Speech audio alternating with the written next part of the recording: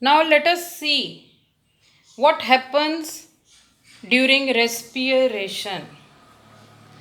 The food, digested food in the form of glucose, by the process of absorption and assimilation, it reaches to each and every cell of the body. This is the cell. The food, after digestion and absorption, reaches to each and every cell of the body, and this glucose, it enters into which part of the cell? That is cytoplasm. This glucose, a 6 carbon containing compound, 6 carbon containing हमने biomolecules में किया भी, 1 2 3 4 5 6, a 6 carbon containing compound, it splits up, बीच में से it breaks down to form 2 molecules of 3 carbon containing compound.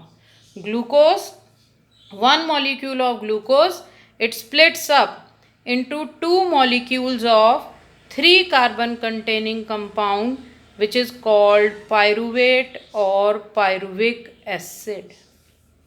The process of breakdown of glucose into 2 molecules of pyruvic acid, this process is called glycolysis.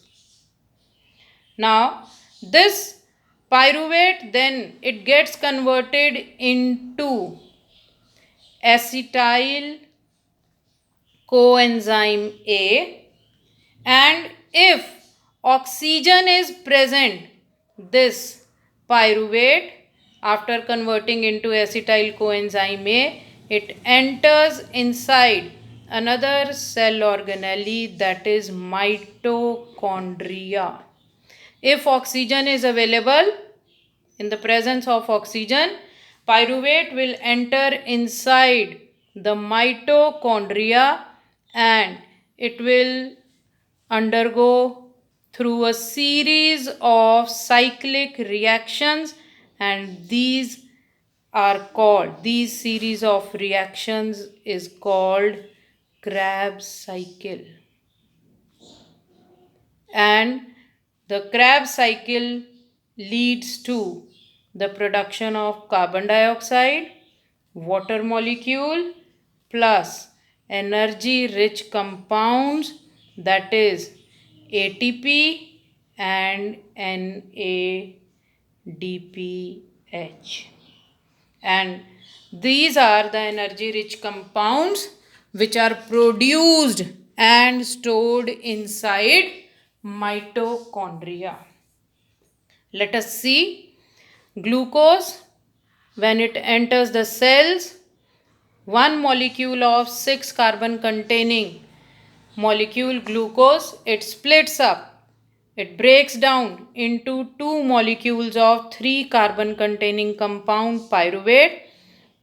Pyruvate or the pyruvic acid, after getting converted into acetyl coenzyme A, in the presence of oxygen, it enters inside another cell organelle, that is mitochondria, and inside mitochondria, this acetyl coenzyme A, it undergoes through a series of reactions, and these series of reactions are called Krebs cycle, which produces water, carbon dioxide, energy in the form of ATP and NADPH2.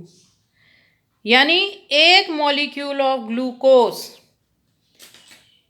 को completely oxidise होने के लिए कौन कौन से processes से गुजरना पड़ता है? Glycolysis, formation of acetyl coenzyme A, Krebs cycle.